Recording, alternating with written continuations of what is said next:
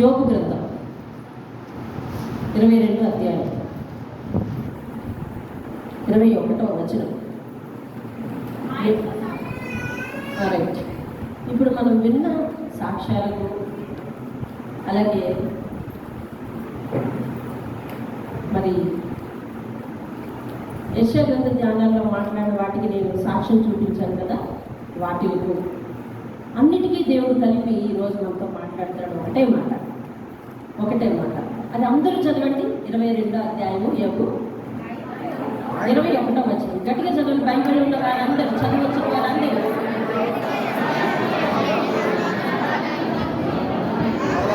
Page number చెప్పాలా? 436. చదువుతున్నారు అందరూ? సమాధానము కలుగును, అలాగే నీకు మేలు కలుగును. దేవుని స్తోత్రం. ఇక్కడ ఒక విషయం గురించి ప్రత్యేకంగా మాట్లాడతాడు, సహవాసము. ఆయనతో ఏం చేయాలంట? దేవుడు పరిశుద్ధాత్ముడు ఈ వాక్యం చేత అందరి మనసుల్లో గొప్ప ఆత్మీయ అభివృద్ధి తలంపు కలగచేయుగా. ఆమేన్. ఆయన మాట్లాడుతున్న విషయం ఏమిటంటే సహవాసం. ఏ సహవాసం? ఆయనతో సహవాసం. ఆయన ఎవరు? దేవుడు. మనకి చాలా సహవాసాలు ఉన్నాయి లేదా? అలా చూస్తారు. ఇది ఫ్రెండ్స్ లేదా? మనకి ఫ్రెండ్స్ సర్కిల్ లేదా? మనకు ప్రత్యేకమైన సర్కిల్ ఉంది కదా, ఉందా లేదా? గ్రూపులు అంటారా, ఏమంటారు, టీములు ఏమో ఉన్నాయి. సరే, ఎవరైనా పాడైపోయారు అనుకోండి, వాళ్ళని చూసి ఏమంటారు తెలుసా? వాడిగా తప్పు, సహవాస దోషం అంటారా? ఏదిగా తలగొక్కుంటూ వాడిగా తప్పు, సహవాస దోషం అంటారు కదా. అంటే సహవాసం మనల్ని ఎంతో కొంత కాదు, చాలా ప్రభావితం చేస్తుంది. రైట్? అంటే అది ఏ సహవాసం అవని, ఎదురు it is good or bad, ఆ సహవాసము అయితే మన అభివృద్ధికి సహాయం పడుతుంది. లేదంటే అదో పాతాలని తోసేయగలరు. అంత బలం ఉంది సహవాసానికి. అందుకే క్రైస్తవ సహవాసం అన్నారు. ఇంగ్లీష్లో దాన్ని ఫెలోషిప్ అంటారు. ఫెలోషిప్ అనే పదం విన్నారా? మించుమించుడుగా మనం ఉండకూడదు, సహవాసంలో ఉండాలి, ఫెలోషిప్లో ఉండాలి. అర్థమైందా? ఎంత పెద్ద సంఘానికి వస్తున్నాం అన్నది విషయం కాదు.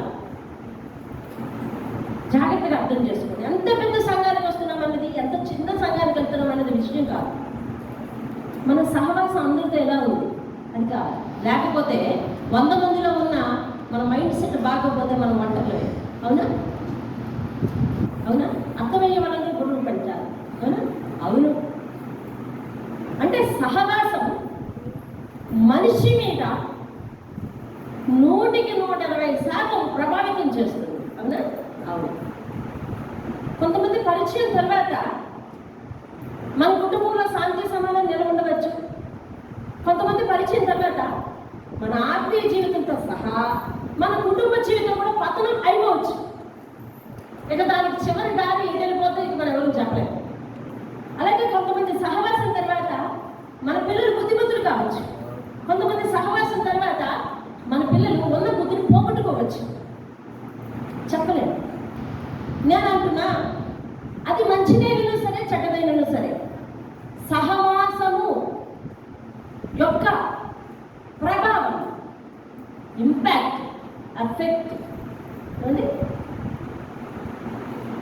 ఎంతో కొంత కాదు, పూర్తిగా ఉంటుంది. అవునని వారు చేయి చూపించాలి. రైట్? నువ్వు ఇప్పుడు ఏ సహవాసంలో ఉన్నావో, ఏ ఫ్రెండ్షిప్లో ఉన్నావో, ఏ ఫెలోషిప్లో ఉన్నావో, అది నీ కుటుంబానికి మేలు చేస్తుందో, లేదా నీ కుటుంబంలో దరిద్రాన్ని నింపుతుందో, నీ కుటుంబంలో భార్య భర్తల మధ్య లేదా పిల్లల మధ్య తల్లిదండ్రుల మధ్య ఐక్యతను నింపుతుందో పోగొడుతుందో, ఏదైనా నువ్వు అందరూ చూసుకోండి. కానీ దేవునితో సహవాసం ఫస్ట్ ఉందా? అదేది దేవుడు మాట్లాడుతున్న సంగతి. ఎవరితో సహవాసం కావాలి? ఫస్ట్ మనిషికి దేవునితో సహవాసం కావాలి. చెప్పాలి, ఎవరితో సహవాసం కావాలి? దేవునితో సహవాసం కావాలి. అల్టిమేట్గా దేవునితో సహవాసం మనకుంటే ఆయన గుణవంతుడు, గుణశీలుడు, దేవుని స్తోత్రం. ఆయన బుద్ధిమంతుడు, ఆయన పరిశుద్ధుడు, ఆయన జ్ఞాని, ఆయన పరాక్రమవంతుడు, ఆయన యుద్ధశాలి, ఆయన బలవంతుడు, ఆయన ప్రకాశమైన వాడు, ఆయన ప్రజ్ఞ కలిగిన వాడు. దేవుని స్తోత్రం. ఆయనతో సహవాసం చేస్తే, ఇందాక సహవాసం యొక్క ఇంపాక్ట్ ఎంత ఉంటుందన్నారు మాట్లాడలే? ఇందాక సహవాసం యొక్క ఇంపాక్ట్ అంటే ప్రభావం ఎంత ఉంటుందన్నారు మీరు?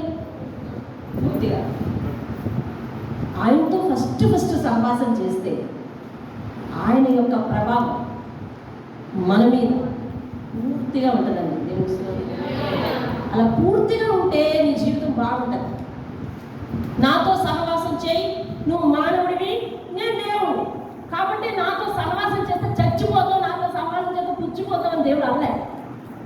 ఎట్లా చెప్పాడు తెలుసా? మృదువైన మాటతో నాతో సహవాసం, ఆయనతో సహవాసం చేసిన ఎడల ఏం కలుగుతుందట?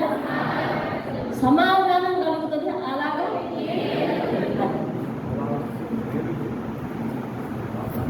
ఎకనామికల్ స్టేటస్ కోసం దేవుడు మాట్లాడలేదు. ఆర్థిక పరమైన ఉన్నతి, ఆర్థిక పరమైన దిగజారుడు, దాని గురించి మాట్లాడలేదు. సోషల్ స్టేటస్ గురించి మాట్లాడలేదు. ఆయనతో సహవాసం చేస్తే నువ్వు సమాజంలో ఉన్నతమైన స్థానంలో ఉంటావు, లేకపోతే ఇలా ఉంటావు మాట్లాడలేదు. సమాధానం దేవుని చెప్పమంటాడా పరిశుద్ధాత్ముడు? చాలా మంది కుటుంబాలలో అన్నీ ఉన్నాయి, మనశ్శాంతి లేదు. ఒప్పుకోండి, మనిషిగానే ఉంటున్నాడు, హృదయం ద్రవించిపోతుంది. అన్నీ ఉన్నాయి, కానీ దేవునితో సహవాసం కాంటాక్ట్ సరిగా లేక మనసులో ఏదో ఒక వెలుతుంటుందండి. మనసులో ఏదో ఒక వెలితి, ఎంత చేస్తున్నా ఏదో ఒక గుండె పెగుడు, ఎంత తిరుగుతున్నా ఏదో ఒక గుండె దువ్వేదం అనేది, ఎంత చేస్తున్నా ఏదో ఒక లోపం లోటు. కొంతమందికి అదేంటో కూడా తెలియట్లేదు. ఎందుకలా ఉంటుంది తెలియట్లేదు. సంపూర్ణమైన సమాధానం లేదు మనుషులకి. అఫ్కోర్స్ లోకంలోనే లేదనుకోండి, కానీ దేవుడు అంటున్నాడు నాతో సహవాసం చేస్తే నీకు అది ఇస్తాను అంటున్నాడు. దేవుని స్తోత్రం. ఇప్పుడు ఈయనున్నాడు, ఇంకొక రకమైన మేలు కావాలి, నేను నాకు ఒక రకమైన మేలు కావాలి. అది అక్కడ కూర్చున్న వాళ్ళు ఆల్గో రకమైన మేలు కావాలి, ఇక్కడ కూర్చున్న వాళ్ళకి ఇంకో రకమైన మేలు కావాలి. 65వ కీర్తన 4వ వచనంలో ఆయన ఏమంటున్నాడు? నా మందిరంలోని మేలు చేత నేను తృప్తి పొందించదను అన్నాడు. నా మందిరంలో ఉన్న చదువుతారా? ఒకసారి చదవండి. 65:4 నీ ఆవరణంలో నివసించినట్లు నీవు ఏర్పరచుకుని చేర్చుకుని వాడు ధన్యుడు. నీ పరిశుద్ధాలయం చేత, నీ మందిరంలోని మేలు చేత మేము ఏంటది? ఇంగ్లీష్ తెలిసిన వాళ్ళు దాన్ని ఒకసారి ట్రాన్స్లేట్ చేయండి. తృప్తి అంటే సాటిస్ఫాక్షన్. దాని కరెక్ట్ ట్రాన్స్లేషన్ సంతృప్తి. తెలుసుకోవాలి ఏంటది? సంతృప్తి. అది ఇందాకన్నా వెలితి చూసారా? ఇందాక బాధ, వెలితి. ఆయన మందిరంలోనికి వచ్చి ఆయనతో సహవాసం చేస్తే అప్పుడు ఈ వెలితి పోద్దంట, సంతృప్తి ఇస్తాడంటున్నాడు దేవుడు. దేవుని హల్లెలూయా. ఏమిస్తాడు? సంతృప్తి ఇస్తాను అంటున్నాడు. ఈ వెలితిని పోగొడతాను, సంతృప్తిని ఇస్తాను అంటున్నాడు. అలాగ నీకు మేలే చేస్తానంటున్నాడు. దేవుని స్తోత్రం. హల్లెలూయా. ఇప్పుడు మన పిల్లడు ఇంకో పిల్లలతో సహవాసం చేశాడు, చేసిన తర్వాత పాడైనాడు అనుకుందాం. లేదా చేసిన తర్వాత ఎప్పుడు కీడేనా, మంచిదే మాట్లాడుకుందాం. చేసిన తర్వాత బాగుపడ్డాడండి. దాని అర్థం మన పిల్లాడు అవతల పిల్లాడి యొక్క మాట తూచా తప్పకుండా పాటించాలి. అవునా? ఇంకేమైనా జరిగిందా? లేదు. కారణం ఏంటంటే వీళ్ళిద్దరి మధ్య ఆ యొక్క ప్రేమ అట్లా కలిసింది. అందుకని వాడు ఏం చెప్తే ఇది వినాలనుకున్నాడు కాబట్టి వాడు అన్ని మంచి చెప్తుంటే వీడు అన్ని మంచి నేర్చుకుని మంచివాడుగా మారిపోయాడు. అవునా? రైట్. దేవునితో సహవాసం అదే జరగాలి. అదే కీలక పాయింట్ జరగాలి. ఏది కీలక పాయింట్ ఏంటది? ముఖ్యమైన అంశం ఏంటి? దేవునితో సహవాసం అంటే దేవుని మీద గౌరవంతో, దేవుని మీద ప్రేమతో, దేవుడు చెప్పే ప్రతి మాటను నువ్వు పాటించి అనుసరణలో పెట్టాలి. ఎక్కడికి తిరుగు, ఏ వాక్యం దగ్గరికి తిరుగు, మాట వినకుండా నా సొంత ప్రయాణం చేస్తున్నాను అన్న వాడికి ఎక్కడ ఆశీర్వాదం లేదు. ఏ అధ్యాయంలోనే ఆశీర్వాదం లేదు, ఏ గ్రంథంలోనే ఆశీర్వాదం లేదు. అసలు ఈ గ్రంథంలోనే ఆశీర్వాదం లేకపోతే నీకు ఎక్కడ ఆశీర్వాదం దొరకదు. అబ్సల్యూట్. అర్థమవుతుందా? ఒక పిల్లాడి సహవాసం పట్టాక వాడు ఎందుకు అలా మంచిగా మారిపోయాడు అంటే వీడిని ఫస్ట్ ప్రేమించాడు, వీడు చెప్పినట్టుగా చేయాలనుకున్నాడు. అందుకని వీడు చెప్పిందంతా కూడా చేస్తున్నాడు. రాను రాను ప్రవర్తనలో మార్పు వచ్చేసింది, మంచివాడుగా మారిపోయాడు. అంటే నువ్వు దేవుడితో సహవాసం చేసిన దేవుడు అంటే నాకు చాలా వల్ల మాలిన ప్రేమ అని ఒక పెద్ద స్టేట్మెంట్స్ ఇవ్వడం వల్ల లాభం ఏమి లేదు. దేవుడితో సహవాసం అంటే దేవుని మాటను చక్కగా పాటించడం, అది సహవాసం. దేవుని స్తోత్రం. హల్లెలూయా. దేవునితో సహవాసం పొందే 5 రకాల మార్గాలు మీకు చెప్తా గబగబా. ఒకటి, ఆయన మాట వినాలి. ఒకటేంటి? ఆయన మాట వినాలి. ఆయన మాట వింటే ఆయన యొక్క ఇంపాక్ట్, అనగా ఆయన యొక్క ప్రభావం, ఇంకా చెప్తా ఆయన యొక్క ముఖ కాంతి నీ మీద పడ. నిన్ను చూసిన వాళ్ళందరూ ఎందుకు కనికరించాలి? మనమేమంతా ఓల్డ్ ఫ్యామిలీసా? ఓల్డ్ ఫ్యామిలీసా? కాదు. నా పిల్లంత దూరం వెళ్ళింది, మన పిల్లంత దూరం పంపించాం, ఇప్పుడు మంచి సాక్ష్యంతో తిరిగి వచ్చింది, అందరూ నా ఎందుకు దయతలిచారంటుంది. ఎలా? నేను నావల్ వెళ్ళి సేవ చేస్తున్నాము. అక్కడ ఒక అమ్మాయి చాలా పేదింటి అమ్మాయి, ఫీజు కట్టలేదు. ఫోన్ చేసింది, ఫీజు కట్టలేదమ్మా, నాకు హాల్ టికెట్ ఎవరు, ఎగ్జామ్కి వెళ్తే నన్ను ప్రార్థన చేయండి అంది. ఏం చేయాలి? అప్పటికి నా పరిస్థితి అట్లనే ఉంది. నేను ఫోన్లో ప్రార్థన చేశాను. తర్వాత ఫోన్ దింపిన దగ్గర నుంచి ప్రభా ఆ కుమార్తె వెళ్ళేసరికి హాల్ టికెట్ ఇచ్చేయాలి ఆయన, ఆ కుమార్తె వెళ్ళేసరికి హాల్ టికెట్ ఇచ్చేయాలి ఆయన, ఆ కుమార్తె వెళ్ళేసరికి హాల్ టికెట్ ఇచ్చేయాలి ఆయన. ఇదే చాలా వరకు చాలా మంది దగ్గరికి నేను రాలేకపోవచ్చు, కానీ నా ప్రార్థన ఇదే. అమ్మాయి ఈరోజు సాక్ష్యం చెప్తుంది. ఏమని? వెళ్ళి అలా నిలబడిందంట. అమ్మ నీ పరిస్థితి నాకు తెలుస్తుంది, మళ్ళీ తర్వాత కడుగు కానీ హార్ట్ తీసుకుని పోయి పరిశ్రాయి అన్నారంటే దేవుని స్తోత్రం. ఏ సెలబ్రిటీలమే కాదండి, మన ముఖము యందు నలుగునమా తెల్లగునమా అందమున్నమా అందుకనేమైంది కాదు కావాల్సింది, ఆయన ముఖ కాంతి. ఇది ఎట్లా వస్తుంది అంటే ఆయనతో సహవాసం, ఆయన ముఖ దర్శనం, ఆయన మాట వింటూ ఆయన దగ్గరకు వచ్చి నువ్వు సహవాసం చేస్తూ ఉంటూ వస్తుందండి. ఇది దేవుని స్తోత్రం. హల్లెలూయా. రాను రాను మన పిల్లలు ఎవరితో అయితే ఫ్రెండ్షిప్ పెట్టారో వాళ్ళ చేష్టలు చేస్తూ ఉంటారు ఇంట్లో. అవునా? అవునా? అవును. ఆహా, వచ్చిందా అనుకున్నాను. ఆ నీళ్ళు అడిగితే సహవాసం చేస్తే అదే చేద్దాం అనుకున్నాను అంటే ఉంటాం. అసలు బ్యాక్టీరియా గుర్తిగా తీసుకుంటే వాడి మంచి ప్రవర్తన అంతా ఇంట్లో అప్లై చేస్తూ ఉంటాను. నువ్వు ఎంత సంతోషిస్తావు? అలాగే దేవుడికి అంతో సహవాసం చేస్తూ తన యొక్క మంచి లక్షణాలు నీలోనికి వచ్చిన తర్వాత దాన్ని నువ్వు సమాజంలో, సంఘంలో, ఇంట్లో అప్లై చేసుకుంటుంటాడే దేవుడు ఎంతో సంతోషిస్తాడండి. దేవుని స్తోత్రం. అప్పుడు ఏం చేస్తాడంటే, ఇదిగో నా స్నేహం చేశాడు, నాతో సహవాసం చేశాడు, తన జీవితాన్ని మార్చుకున్నాడు, తన జీవితాలలో మరి అతను ముందు చేసినవన్నీ పశ్చాత్తాపడాలి. అతనితో సహవాసం చేయడంలో మరొక లక్షణం ఏంటంటే పశ్చాత్తాపడాలి. నా గురించి పశ్చాత్తాపడ్డాడు, తాను చేసిన ప్రతి విషయాన్ని ఒప్పుకున్నాడు, వదిలిపెట్టుకున్నాడు. నా సహవాసం అతను చేస్తున్నాడు అతని యందు నా ముఖ కాంతిని ఉంచుతానని చెప్పి దేవుడు ఉంచుతాడండి. ఇప్పుడు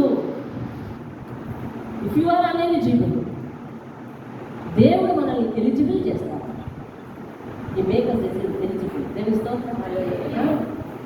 నువ్వు అన్ఎలిజిబులే, కానీ దేవుడు ఎలిజిబుల్ చేస్తాడు. అందుకు సహవాసం చేయడం అంటే అట్లా చేయాలి. ఈరోజు చెప్పాను, అమ్మ ఆడేమ్మా చర్చికి వెళ్ళాలే అనుకుంటుంది. భారం కాదు, భారం కాదు. తహతహలాడాలి ఆయన మందిరానికి వెళ్ళడానికి. తెలుస్తుంది. వీడు అవ్వకపోతుంటే దిగులు పడాలి. అలాంటి ప్రేమ ఎప్పుడు వస్తుంది? హృదయంలోంచి పుడితేనే వస్తుంది. అర్థమవుతుందా? అలాంటి తపన దేవుడు చూడాలి. నా దగ్గరకు రావడానికి ఎంత తహతహలాడుతున్నాడు ఆ కుమారుడు, నా మాట వినడానికి ఎంత తహతహలాడుతున్నాడు ఆ కుమార్తె, నా దగ్గర ఏది దాచకుండా చెప్పి విడిచిపెట్టడానికి ఎంత ఆతృత కలిగి ఉన్నాడు ఆ కుమారుడు, నేను ఏది ప్రేరేపిస్తే అది చేయడానికి ఎంత రెడీగా ఉన్నది ఆ కుమార్తె. చూసావా? ఇదంతా ఏ దోషం? సహవాస దోషం అనాలా, ప్రభావం అనాలా? ప్రభావం. దోషం అని ఎప్పుడు అంటాం? చెడిపోయినట్టు. సహవాస దోషం, ఇది సహవాస ప్రభావం. దేవుని స్తోత్రం. హల్లెలూయా. దేవునితో సహవాసం చేసినప్పుడు మరి మనలో ఇటువంటి లక్షణాలు కనిపిస్తాయి. మొదట ఏం చేయాలంట? ఆయనతో సహవాసం చేయాలంటే ఆయన మాట వినాలి. ఫస్ట్ ఎవరు ఏం చేయాలి చెప్పండి? దేవుని మాట వినాలి. గుర్తుంటుందా? ఫస్ట్ ఏం చేయాలండి? దేవుని మాట వినాలి. రెండవది ఏం చేయాలి? ఆయన ముఖకాంతి మన మీద పడుటకు ఆయన సన్నిధికి రావాలి. మూడవది పశ్చాత్తాపపడాలి. ఏం చేయాలండి? పశ్చాత్తాపపడాలి. నాలుగవది వినయం చూపించాలి. ఏం చూపించాలి? వినయం చూపించాలి. మాటకి ఆయన పేదలు ప్రేరేపిస్తున్నాడు. నువ్వు పలానా పని చేస్తున్నావు, అది నాకు నచ్చలేదు, వదిలిపెట్టుకోవాలి అని ఎప్పుడైనా మీ మనసుకు ప్రేరేపించాడా దేవుడు? ఎప్పుడైనా ప్రేరేపిస్తే చేయొద్దండి. కానీ పలానా పని వద్దు అని కానీ, పలానా పని చెయ్యి అని కానీ, కొన్ని వద్దని కాదు, చెయ్యని ప్రేరేపించారా? అంటే దేవుని ప్రేరేపణతో మనం నడిపింపబడుతున్నాం కదా. అంటే we are in the direction of the God. దేవుని యొక్క డైరెక్షన్లో మనం ఉన్నాం. సడన్గా ప్రేరేపిస్తున్నప్పుడు అది మనకి కష్టమైనా కానీ చేస్తాను ఆయన అని చేయడానికి ప్రయత్నించావా? ఆయనకి ఏముందలే, మరి ఆయన అలా ప్రేరేపిస్తుంటాడు, నాకు కుదరదా అంటవా? ఆయన దేవుందలే, ఆయన అలా ప్రేరేపిస్తుంటాడు, నాకు కుదరదా అంటవా? కష్టమైనా కానీ ఏం చేయాలి? అది వినయం. వినయం అది విధేయత. అసలు దేవుని సముఖానికి వచ్చి దేవుని మాట వింటే దేవుని ముఖకాంతి మీద పడుతుంది. ఈరోజు దాని తీయదనం పొందుకున్న వారికి అది తెలిసింది కాబట్టి అందరూ పరుగులెత్తి వస్తాను. మీకు చూపించే కదా సంతకాల సాక్ష్యాలు. ఆయనతో సహవాసం చేయాలి. ఆయనతో సహవాసం చేస్తే ఆయన అంటున్నాడు, నీకు సమాధానం కలుగుతుంది, మేలు కలుగుతుంది. ఆ రెండు లేకపోతే నాకేం నష్టం? మురిగినంత ఉంది అన్నామనుకో, పండ్లను కూడా పిండి చేసే శక్తి ఆయన దగ్గర ఉంది. పండ్లను కూడా పిండి చేసే శక్తి ఆయన దగ్గర ఉంది. ఆయన మాట వినకపోతే బ్రేండి, ఆయన మాట వినకపోతే బ్రేండి, ఆయన దగ్గర రాకపోతే బ్రేండి. నా దగ్గర మురిగినంత ఉంది, నన్ను కప్పెట్టినంత ఉంది అని డైలాగులు వాడామనుకోండి. ఇర్మియా 51:15 ఏం చెప్తుంది? ఇర్మియా 51:15 ఏం చెప్తుంది? ఇర్మియా 10:12 ఏం చెప్తుంది? చదవండి కాబట్టి అదొకటి ఇదొకటి అని ఒక్కరే చదవండి. చదువు బాబు. అది నా జీవము తోడని సైన్యములకు అధిపతి యెహోవా ప్రమాణం చేస్తున్నాడు. ఆయన తన బలము చేత భూమిని సృష్టించెను, జ్ఞానము చేత ప్రపంచమును స్థాపించెను, ఆయన ప్రజ్ఞ చేత చాలండి, ఆయన బలము చేత, ఆయన జ్ఞానము చేత, ఆయన ప్రజ్ఞ చేత ఆయన చేసిన పనులు ఏంటో తెలుసా? మహాబ్రహ్మాండమైన పనులు చేశాడు. దేవుని స్తోత్రం కలుగుతుంది. ఏం చేశాడు? భూమి అంతటికి స్లాబ్ వేశాడు. అవునా? భూమి అంతటికి స్లాబ్ వేశాడా? ఆకాశమును విశాలపరచెను. దేవుని స్తోత్రం. హల్లెలూయా. ఆకాశాన్ని విశాలపరిచి ప్రపంచాన్ని ఏం చేశాడంటే స్థాపించాడంట. జ్ఞానం చేత స్థాపించాడండి. ఇంకా ఆయన బలము చేత ఏం చేశాడు? ఫస్ట్ భూమిని సృష్టించాడు. దేవుని సృష్టి చేశాడు, దాన్ని స్థాపించాడు, తర్వాత కావలసినంత విశాలపరిచాడు. విను, దేవుని సహవాసం నాకు వద్దు, నా మార్గం నాది అని మనం అనుకున్నాం అనుకో, ఈయనకు ఎక్స్టెండ్ చేయడం, స్థాపించడం అర్థమవుతుందా? పునాదులు వేయటమే కాదు, పెక్కలించడం కూడా వచ్చు. స్తంభాన్ని వేసిన కూడా స్తంభం తీయడండి, తీయడా? నాటిన వాడు పెక్కలించలేదా? కాబట్టి మనం దేవుని సహవాసంలో ఉంటే ఆయన బలం మన జీవితంలో కుమ్మరింపబడుతుంది, ఆయన జ్ఞానం మన జీవితంలో కుమ్మరింపబడుతుంది, ఆయన ప్రజ్ఞ మన జీవితంలో కుమ్మరింపబడి మనల్ని వ్యాపింపజేస్తాడు. హల్లెలూయా. కాబట్టి సహవాసం అనేది అంత మంచిది దేవునితో. నువ్వు దేవునితో సహవాసంలోకి రావాలి, నువ్వు దేవునితో సహవాసం చేయాలి. ఈ లోకంలో వాళ్ళతో ఇంపాక్ట్ అయ్యి దేవుని సన్నిధికి దూరం కాకూడదు, దేవుని ప్రేమకు దూరం కాకూడదు, దేవుని వాక్యాన్ని అనుసరించకుండా ఉండకూడదు. దేవునితో సహవాసం చేయడానికి గల 5 లక్షణాలు ఏంటంటే, మొదట ఆయన మాట వినాలి, రెండోది ఆయన సన్నిధికి రావాలి, మూడోది ప్రార్థన సహవాసం కలిగి ఉండాలి, నాలుగోది పశ్చాత్తాపడాలి, ఐదోది వినయం చూపించాలి. దేవునికి స్తోత్రం. అలా దేవునితో సహవాసం చేస్తే మన జీవితంలో కలిగే మార్పు చెప్పమంటారా? మన జీవితంలో కలిగే మార్పు చెప్పమంటారా? దేవుడు నాకు దయచేసిన విషయాలు మీకు చెప్తున్నాను. ఫస్ట్, హృదయంలో లోతైన శాంతి పెడుతున్నాడు. హల్లెలూయా చెప్పండి. ఈరోజు మనుషులందరూ గంభీరంగానే కనిపిస్తున్నారు. ఇందాక మనం అనుకున్నట్టుగా సమాధానం ఎక్కడ లేదు, నిజమైన సంతోషం అనేది ఎక్కడ లేదు. అదే అది మన దేశంలో పలకరించి విభిన్నంగా ఉంటుంది. బాగున్నారా? దాని అర్థం లేదు, లోతుగా ఆలోచిస్తే చదువుకునే పిల్లలకి అర్థమవుతుంది. కొంతమంది అంటారు సంతోషంగా ఉన్నారా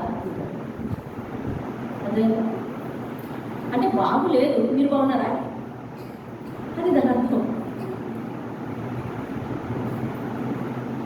క్లాసిఫికేషన్ చేయండి, బాగులేదు అసలు, మీరు బాగున్నారా? నాకే అన్నాడు అనుకోండి, బాగున్నాడంట మూడోసారి అయినా అయిపోతాడు. అర్థమైందా? బాగులేదు అరే బాగున్నావా? అందరూ చూడండి అలాగే పలకరిస్తాం. సంతోషంగా ఉన్నారా? అలా పలకరించండి సరే. సంతోషంగా ఉన్నారా? అంటే సంతోషం దొరకటం లేదు, మీరు సంతోషంగా ఉన్నారా? దేవుని స్తోత్రం. అందుకని ఇది అది వద్దు, దేవునికి వందనాలు, ఇది కరెక్ట్ బాగుంటుంది. అందుకని మన అందరినీ పలకరించుకున్నప్పుడు ఏం చెప్తాం చెప్పండి? ఇంగ్లీష్ రైట్, ప్రైజ్ రాడండి, దేవునికి వందనాలు ఏం చెప్పండి?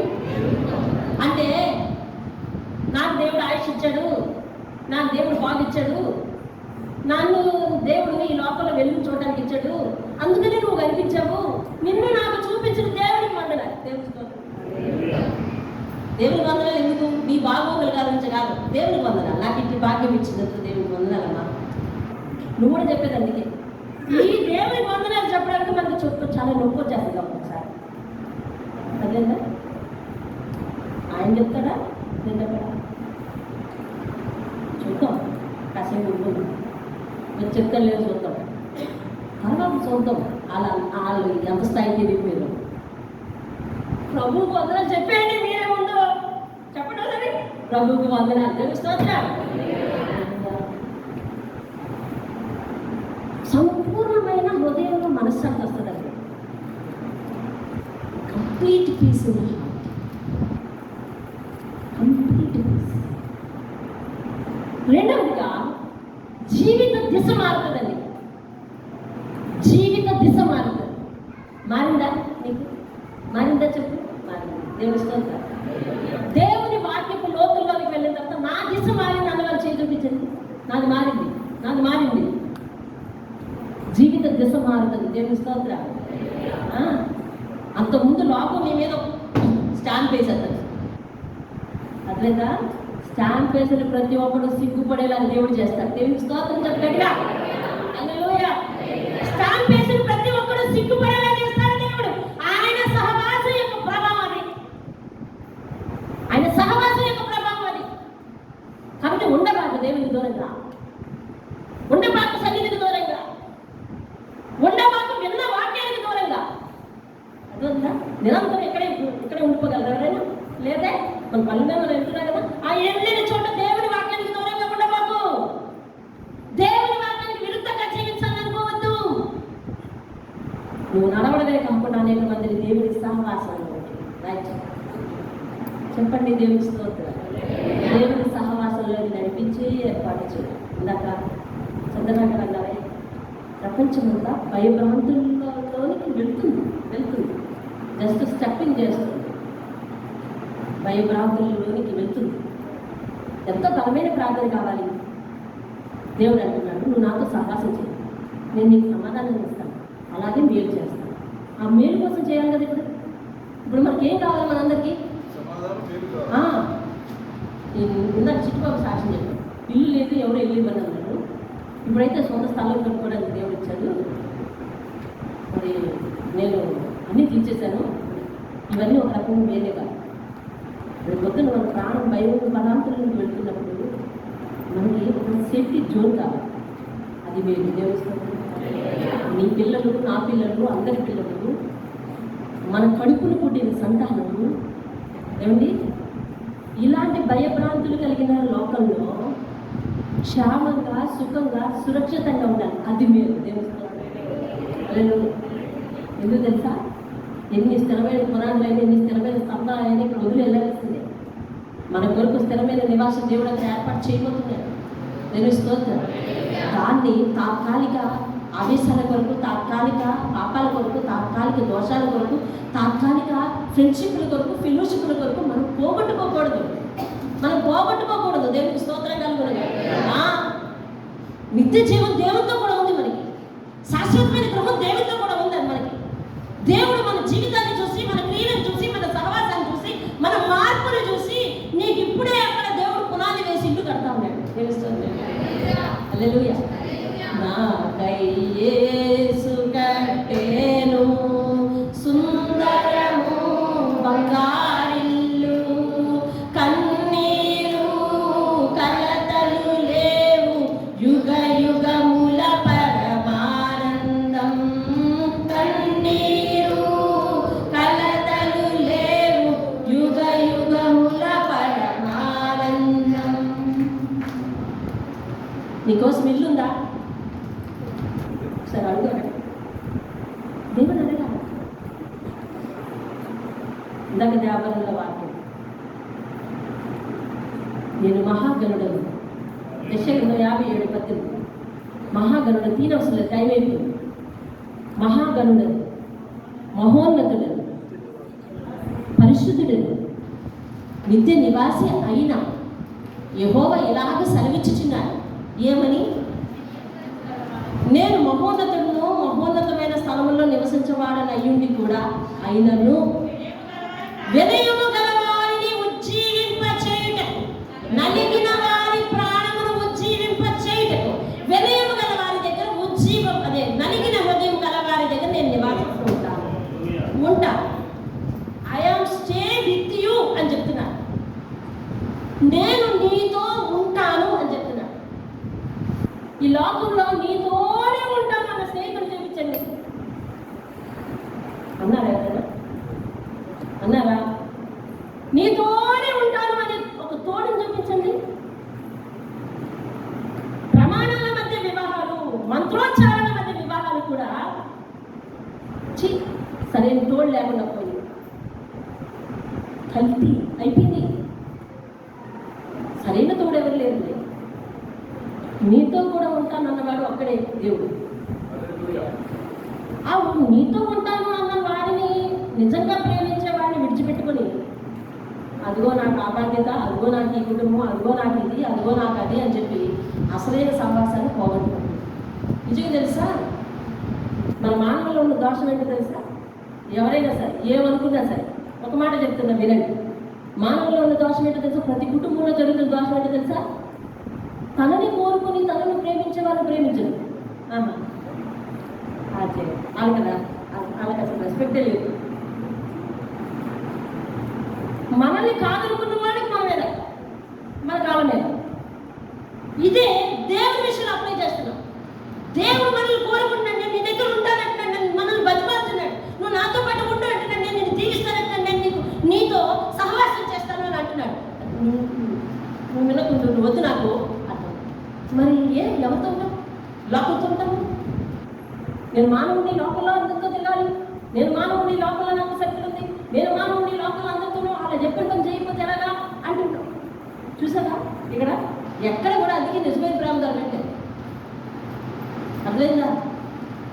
నిజమైన ప్రేమ దొరకట్లేదు. కుటుంబాలలో కూడా బంధాలు అందుకే వీగిపోతూ ఉన్నాయి. అంతా కూడా ధనం మధ్య, లేకపోతే లావాదేవీల మధ్య, లేకపోతే ఇంకో దాని మీద నువ్వు నీ ఇంటి నుంచి నాకేం తెచ్చావు, నేను నా ఇంటి నుంచి ఏమి ఇస్తున్నాను నీకు, ఇదే లావాదేవీల మధ్య బంధాలు నలిగిపోతున్నాయి. తెలిసినా నలిగిపోతున్నాయి. పెళ్లి ప్రమాణాలు, పెళ్లి మంత్రాలు ఏమి కూడా ఎందుకు పనిచేయట్లేదు? కారణం ఏంటో తెలుసా? మనిషికి ఇది కాదు, ఏదో కావాలి. ఇంకా దేవుడు అంటున్నాడు, నా పాదాల దగ్గర ఉండు, నాతో సహవాసం చేయి, నాతో ఉండు. నాతో సహవాసం చేస్తే నీకు సమాధానం కలుగుతుంది, అంటే కంప్లీట్ పీస్ కలుగుతుంది, మేలు కూడా కలుగుతుంది. దేవుడు ఇందాకన్నాను కదా, రకరకాల మనుషులు రకరకాల మేలు కావాలి. మనందరికీ మనం ఒకే మేలు ఇస్తే సరిపోద్దా? కాదు, అవునా? మీ వేదన వేరు, నా వేదన వేరు, అవును కదా? మీ లోటు వేరు, ఆ తక్కువ లోటు వేరు. ఇద్దరికి ఒకే బహుమానం అంటే ఎట్టకండి, ఇది నాకు వద్దండి అనే పరిస్థితి వస్తుంది. అందుకనే దేవుడు ఏమన్నాడు తెలుసా? నా మందిరంలోని మేలు చేత తృప్తి పరుస్తాను. ఏం చేస్తాడంటే నువ్వు ఎప్పుడు సంతృప్తి అంటావు? నీకు కావాల్సింది దొరికినప్పుడే. దేవుని స్తోత్రం. ఎప్పుడు మనకు సంతృప్తి కావాల్సింది దొరికినప్పుడే. దేవుని స్తోత్రం. హల్లెలూయా. అది ఎప్పుడంటే దేవుడు సంపూర్ణమైన మనస్సు అర్పిస్తాను, ఆయనతో సహవాసం చేస్తే. దేవుని స్తోత్రం కలగాలి. హల్లెలూయా. మరొకసారి నేను ముగించడానికి సిద్ధంగా ఉన్నాను. ఒక మాట విన్నాను, దేవునితో సహవాసం చేయమంటున్నాడు. సహవాసం చేస్తే సమాధానాన్ని ఇస్తానంటాడు. సమాధానాన్ని ఇస్తూ ఏం చేస్తాడంటే మేలు కలగజేస్తాడంట. అలా ఆయనతో సహవాసం చేసే 5 లక్షణాలు ఏంటని ఆయన మాట వినాలి. రెండోది ఆయనకు ఆయన సన్నిధికి రావాలి, ఆయన దగ్గర ప్రార్థన చేయాలి, ఆయనకు వినయం చెల్లించాలి, పశ్చాత్తాపడాలి. ఇవి ఆయన దగ్గర సహవాసం చేసే 5 లక్షణాలు. అలాగే ఆయనతో సహవాసం చేస్తే మనకు కలిగే 5 ప్రయోజనాలు చెప్తున్నాడు. ఏంటో తెలుసా? ఫస్ట్ది సంపూర్ణమైన హృదయంలో లోతైన మనశ్శాంతి. హృదయపూర్వకమైన మనశ్శాంతి. రెండవది ఏంటంటే జీవిత దిశ మారుతుంది, జీవిత దిశలో జీవిత విధానంలో మార్పు వస్తుంది. మూడవది ఏంటంటే పాపపు బంధకాలు ఏవైతే ఉన్నాయో అవి తెంచబడతాయి. నేను ఇప్పుడు అన్నానే, చూసావా? మనల్ని ప్రేమించే వారి యొక్క ప్రాణం అందుకోవటం. ఇల్లు నీకు కరెక్ట్ అయిన సేఫ్టీ ప్లేస్, అంతేనా? చెప్పాలి. ఏమండి సంకోచిస్తున్నారు? దీని ప్రాబ్లం ఏమనుందా? ఇల్లు సేఫ్టీ జోన్ అంటే అలా పోతున్నారే. మీ స్టేట్మెంట్ ఏమన్నా నా ఇల్లు నరకోలా ఉంది అనుకోతారా? నా ఇల్లు నరకోలా ఉంది అనుకోతే ఇంట్లో ఏ నరకం ఉండదు. ఉంటే ఎక్కడైనా తేడా పాడా ఏమైనా బూజు చెత్త చెదారం ఉంటే ఇవి ఇందులోనే. ముందు దీన్ని చూసుకోవాలి. నరకం అని ప్రతి ఒక్కరు స్టేట్మెంట్ ఇస్తే పిల్లలు అంటున్నాడు ఇల్లు నరకం ఉందని, భార్య అంటుంది ఇల్లు నరకం ఉందని, భర్త అంటాడు ఇల్లు అంటే అసలు ఎందుకు నరకం చేసేవాడు ఎవరు? అయితే అందరూ హృదయంలో చూసుకోవాలి. ఎవరి మీద తోసేస్తారు? ఆయన తోసాడు ఎవరి మీద? ఆయన ఎవరి మీద తోసాడు? ఆయన ఎవరు? రాము చెప్పు. ఆయన ఎవరు? ఆదాము. ఎవరి మీద తోసాడు? అతను నేర్పాడండి మనకు అన్ని.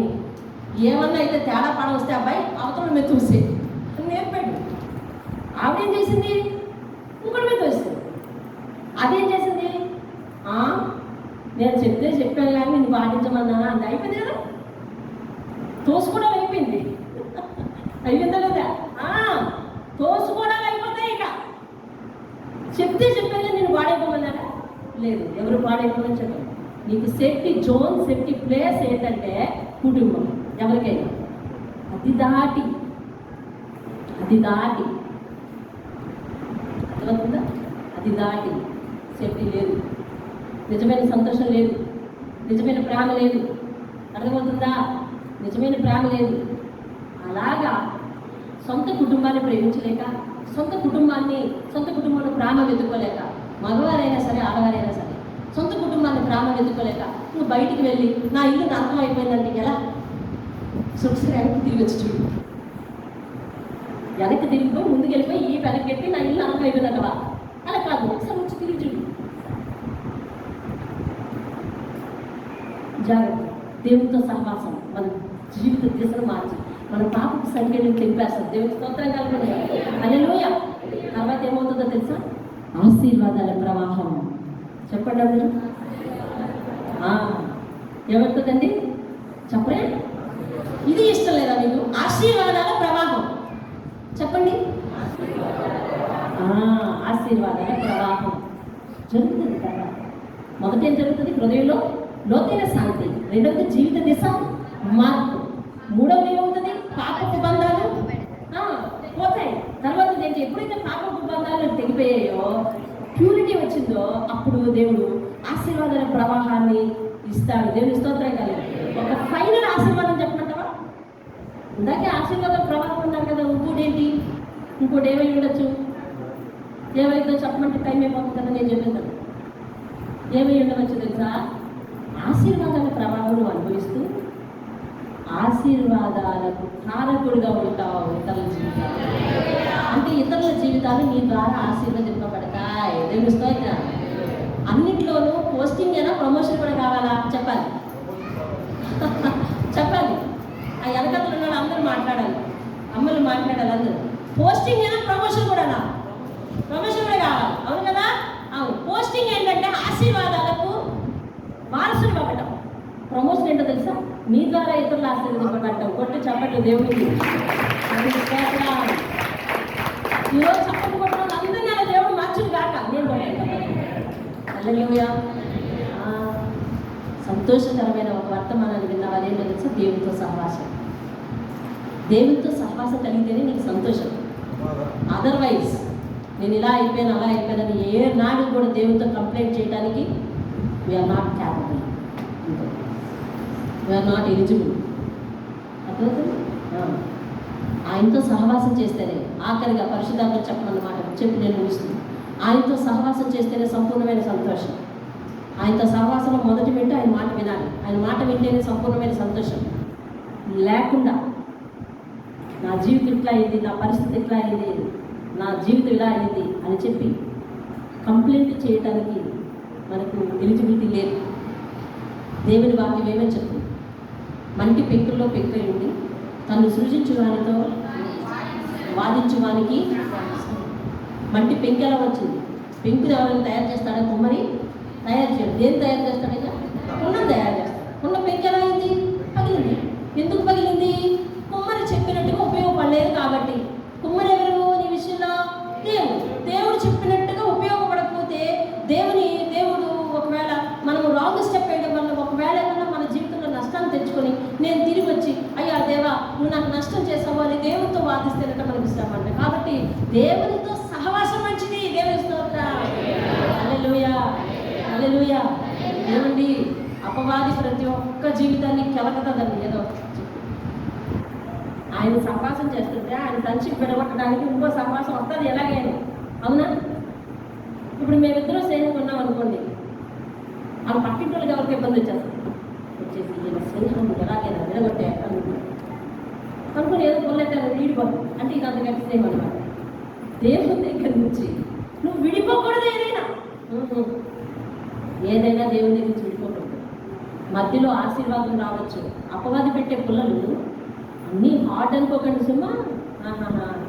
అన్నీ హార్డ్ కాదు. ఆశీర్వాదాలు పుల్లలు పెడతారు. టెస్టింగ్ అనమాట. నువ్వు దేవుని నుంచి దూరం అయితే ఆశీర్వాదం వర్కౌట్ అయింది అని చెప్తుంది. నువ్వేమో అది తిరిగేసి వచ్చి అంటావు దేవుని నుంచి ఆశీర్వాదం అంటావు. అట్లయితే ఇలా నాకు తెలిసిన ఒక ఎరుకులో కుటుంబం ఉంది తెలుసా? దేవుడిచ్చిన ఆశీర్వాదాలు దేవుని సన్నిధి దూరం అయిపోయి కుటుంబంలో శాంతి లేక సమాధానం లేక నిరంతరం భార్య భర్తలు పడడం, దేవునికి దూరం అయిపోవడం, దేవుని సన్నిధికి వెళ్ళలేకపోవడం, అతను దేవుని పాత్రలకు ఉపయోగపడేవారు సైతం దేవుని పాత్రలకు ఉపయోగపడే పరిచయం లేక ఏమీ లేక అసలు ఆ ఆదివారం నాడు వెళ్ళడానికి కుదురు లేక అయిపోయిన కుటుంబం తెలుసా? ఎంత సహవాసం మంచిది, దేవుని స్తోత్రం.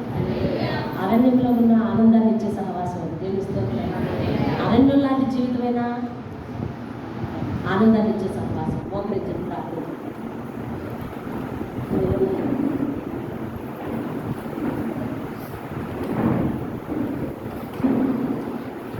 ఆయనతో సహవాసం ఉంటుంది. ఆయన ప్రాణ స్నేహితుడు, ప్రియమైన స్నేహితుడు. ఆయన స్నేహం యొక్క ప్రభావం నీ మీద పడాలి. ఆయన స్నేహం యొక్క ప్రభావం నీ మీద పడితే నీ హృదయంలో సంపూర్ణమైన శాంతి. ఆయన స్నేహం యొక్క ప్రభావం నీ మీద పడితే నీ జీవిత విధానం మారుతుంది. ఆయన స్నేహం యొక్క ప్రభావం నీ మీద పడితే పాపపు బంధాలన్నీ తెచ్చబడతాయి. ఆయన స్నేహం యొక్క ప్రభావం నీ మీద పడితే ఆశీర్వాదాల ప్రవాహం నీ మీదకి వచ్చి పోతుంది. ఆయన స్నేహం యొక్క ప్రభావం నీ మీద పడితే నువ్వు ఇతరుల జీవితంలో ఆశీర్వాద కారకంగా మారుతావు. ప్రార్థన చేసుకుందాం. మహాగణుడైన మా తండ్రి, నీ పరిశుద్ధ పాదాలకు వందనాలు, స్తుతులు, స్తోత్రాలు చెల్లిస్తున్నాను. ఈ ఉదయమున నీతో సహవాసం మాకెంతో సమాధానం, మేలు అని చెప్పావు. ఆ సమాధానం, ఆ మేలు ప్రతి ఒక్క కుటుంబం పొందుకొని నీ వాక్యంలో విన్నారు. దేవుని మాట వినాలి, దేవుని దగ్గర పశ్చాత్తాపడాలి, వినయం చూపించాలి, ఆయన సముఖానికి రావాలి, ప్రార్థనా జీవితాన్ని కలిగి ఉండాలి అని, అది సహవాసం చేయటం అని విన్నారు. అలాగే ఆ రంగాలలో వారిని సరిచేసుకొని నీ పాదాల దగ్గర ఒరిగిపోవడానికి సహాయం చేయండి. అలా నీతో సహవాసం చేయటం వలన వచ్చే ఆ మార్పులు ఏవైతే ఉన్నాయో, సంపూర్ణమైన హృదయ శాంతి, జీవిత దిశ మారటం, పాపపు బంధకాలు తెప్పబడటం, ఆశీర్వాదాల ప్రవాహాన్ని పొందుకోవటం, అలాగే ఇతరులకు ఆశీర్వాదకరంగా మారటం అనే ఫలితాలు వారి జీవితంలో సాక్ష్యరూపంగా ఉండటానికి సహాయం చేయమని ఆయన. సంఘమును బలమైన వాక్యంతో కట్టండి. వారి ఎట్టి పరిస్థితులతో తొలగిపోకుండా ప్రతి ఒక్కరు నీ వాక్యపు పరిధిలో జీవించడానికి సహాయం చేయండి. పరిధి దాటి బయటకు వెళ్ళి మనశ్శాంతి లేదు అనడానికి వీలు లేదు నైనా.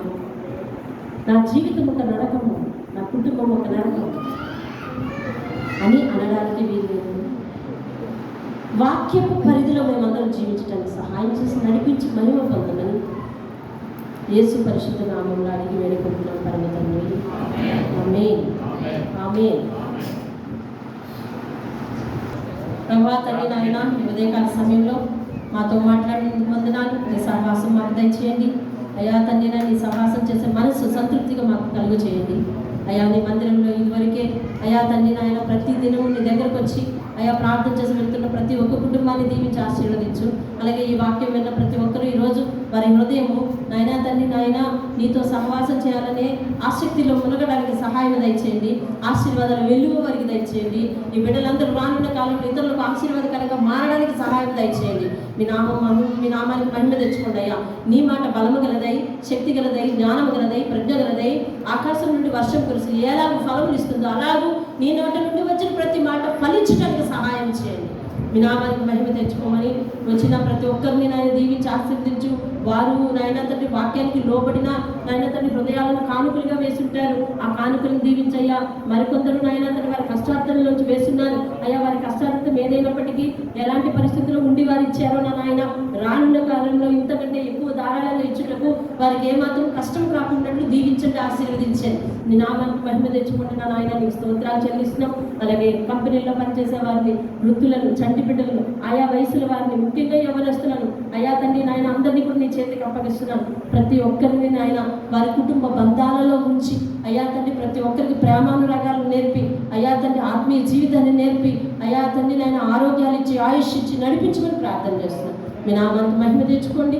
మహిమాగంత ప్రభావం మీరు పొందండి. వారమంతా ఉన్న ఆత్మీయ కార్యక్రమాలు వెంబడి మమ్మల్ని నడిపించండి. అనుక్షణము ఆత్మీయతలో కలుసుకునే భాగ్యం మాకు ఇస్తున్నందుకు వందనాలు. ఇంకా గంట ప్రార్థన నిర్వహించవలసిన వారు కూడా ప్రభు వారి గృహాల్లో గొప్ప కార్యాలు చేయండి తండ్రి. నీకు స్తోత్రాలు అయ్యా. మెట్రో పిల్లలు అలాగే తండ్రి దూర ప్రాంతం నుంచి ఈ ప్రాంతానికి వచ్చి జీవిస్తున్న వారి బంధువులు, వారి తల్లిదండ్రులు అందరూ దూరంగా ఉన్నప్పటికీ కూడా వారిని వారి హస్తాల్లో కాపాడమని ఎల్లప్పుడూ ప్రార్థన చేస్తున్నారు. వారి ఎవరి జీవితం లేదా వారి వ్యక్తిగత జీవితం నీకు సాక్షిగా ఉన్నట్టు సహాయం చేయండి అయినా దీవించి ఆశీర్వదించమని. మీరు అక్కడ ఆలస్యమైతే మరలా మేము కలుసుకోవడానికి సహాయం చేయండి. ప్రస్తుతం ఉన్న భయంకర దినముల నుండి అయ్యా తండ్రి మాకు సమాధానమును మేలును కలుగు చేయండి దేవా. మీకు స్తోత్రాలు చెల్లిసిన సహాయం అనుగ్రహించమని యేసయ్య అతి శ్రేష్టమైన నామంలో బ్రతిమాలుకుని అడిగి వేడుకుంటున్నాను పరమ తండ్రి. ఆమేన్ ఆమేన్.